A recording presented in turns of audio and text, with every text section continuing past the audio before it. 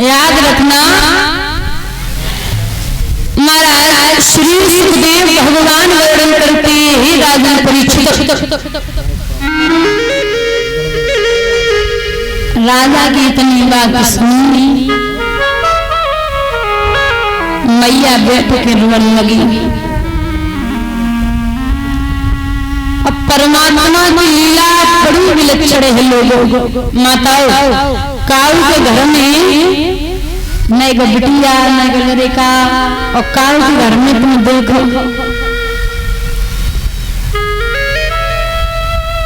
काऊ के घर में जैसे बंदा सवेरे ढूंढो संज्ञा खट्टो करो एक दो पैदा तो कोई दिक्कत ना ठीक से उनकी सेवा ना हो मोमबत्ती से लगाए भरे पूरे गांव में। कुदरत का नजारा बड़ा निराला है लोगों को। मम्मी देखो पड़ोस में बैठी मैं चौखट पकड़ के बैठ जाएंगे ओठू लाल दांतू लाल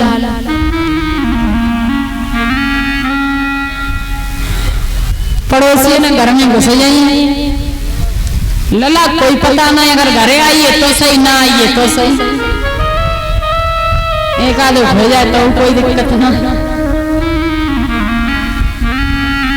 और कोई कोई तो मर जाए रहे परमात्मा लला ना हो तो बिटली है जाए कोई कोई तो दादा मर जाए रहे घर में कुछ छोटे से बच्चा आ जावे आंगन ये जो घर रोशने आ जावे तो कोई कोई तो मर जाए रहे।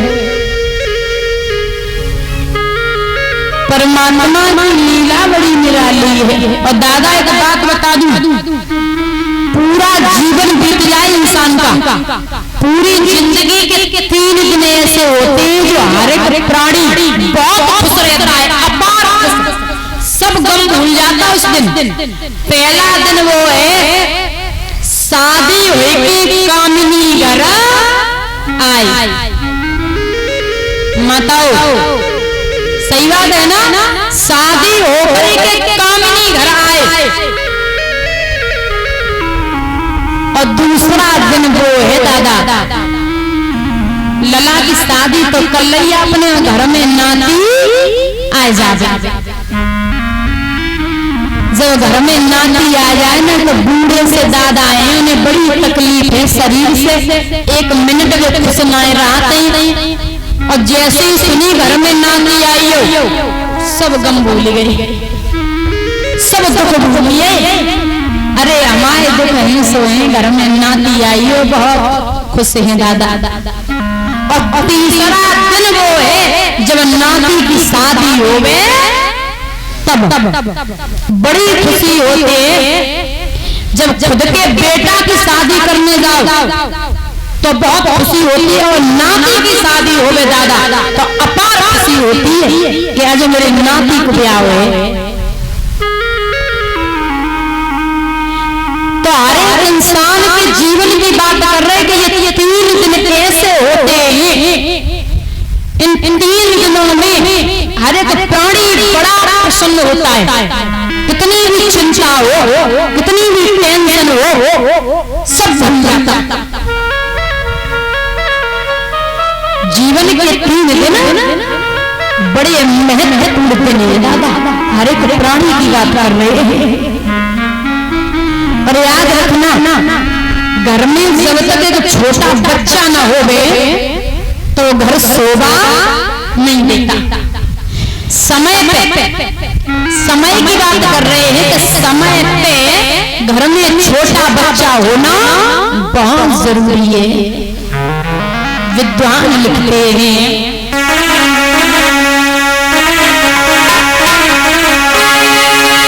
कि जब पति अधर्म को चाहे तो पत्नी उसे बचाए।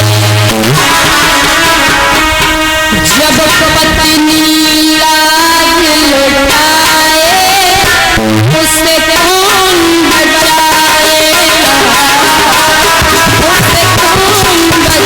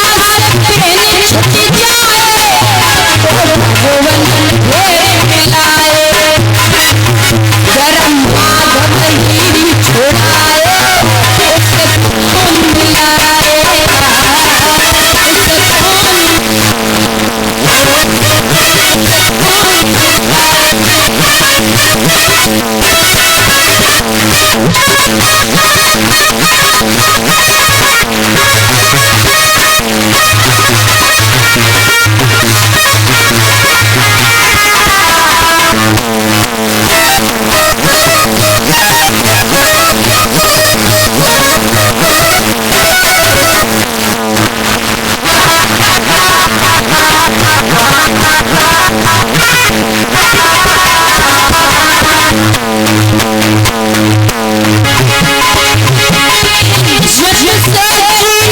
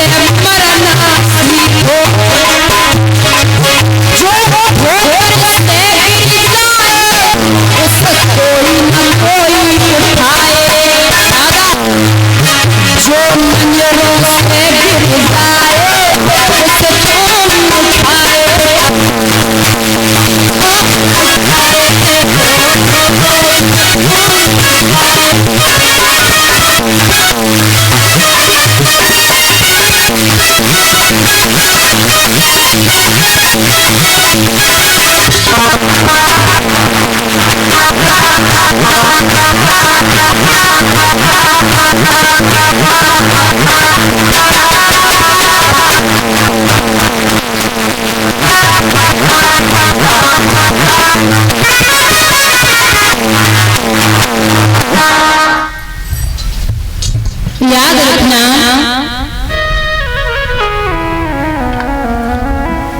सुखदेव भगवान वर्णन करके राजा परीक्षित।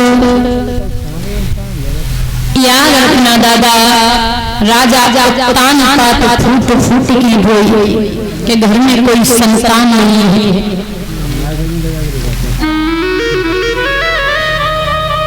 और दादा याद रखना, सुख मैं बता दूं कि पहला सुख है जो कि निर्मल काया, पहला सुख है जो कि निर्मल काया, कोई बीमारी नहीं है स्वस्थ हो दादा, कोई शरीर में दिक्कत नहीं है, कोई परेशानी नहीं है। पहला सुख तो शरीर का बताया गया है, पहला सुख जो कि निर्मल काया और दूसरा सुख जो कि घर में माया, और तीसरा प्रिया पतिव्रता और चौथा पुत्र अज्ञान। कलयुग में 4 सुख हमारे हिसाब से कोई घर में मुश्किल है ना, हर एक घर में तो अरे बहुत बड़ी बात है छोड़ो, लेकिन काऊ के घर में दादा 4 सुख ही ना, सब कलयुग में तुम देख रहे हो। माँ भारत छोड़ो कर लो, नेक नेक बात पर लठिया चल जाती है, लड़ाई हो जाए ना, लड़ाई जैसे भाई आप लोगों की लड़ाई हो जाए तो तुम शांत हो जाते,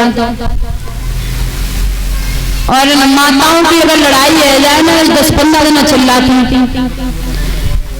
सोच में ऊपर कछ कछ मैया ऐसी है, सोए रही है, सोवत नहीं चिल्लाई रही, सोवत में बरकत।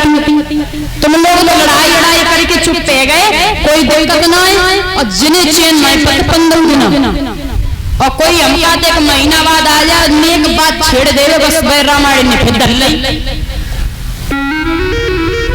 इन्हें चैन नहीं पत। आप लोग शांत कहुए जाओ, इनकी रामायण बड़ी लंबी जाती है, 1 साल पहले की बात भूलती ना, कछु कछु मैया ऐसी है कि 10-15 साल ना भूले।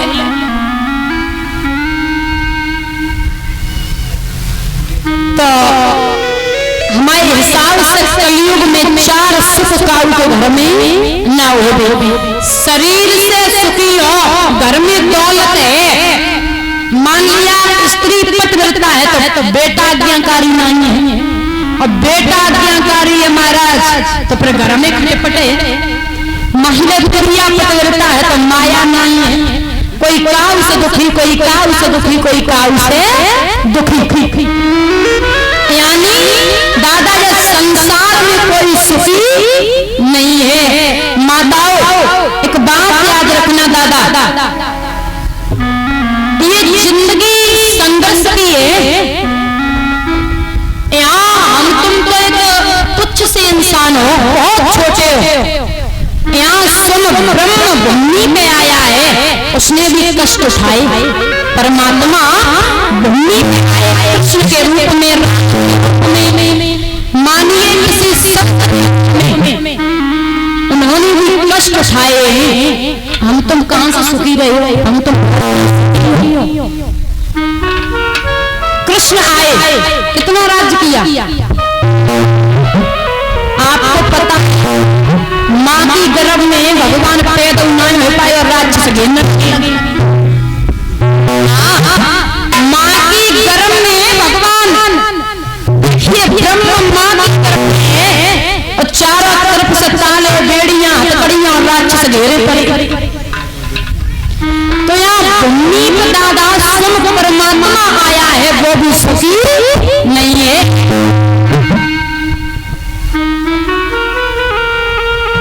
जीवन संकट में है दादा, दुखी हो तो भाई जिंदगी है, प्रसन्न तो होना पड़ेगा। खुश रहना बहुत बड़ी बात है, जीवन में खुश रहना। खुश कौन रहता? जो महान पुरुष है, जो रामायण पढ़ता है, जो गीता पढ़ता है, वो सुखी है। जिससे आत्मज्ञान है वो सुखी है। वो जानता है कि जब परमात्मा सुखी नहीं है भूमि पे आकर के, जब उन्होंने कष्ट उठाए उनकी संतान हमें कष्ट उठाने पड़ते तो बहुत छोटी बात है। अब लोग पता है दादा, पहले के बुजुर्ग बड़े संस्कारी थे। आज का कोई भी भाई रामायण खोल के नहीं देखता, गीता खोल के नहीं देखता। जहाँ जीवन जीने की शब्द शैली है वो खोल के नहीं देखता कि जीवन कैसे जीना चाहिए।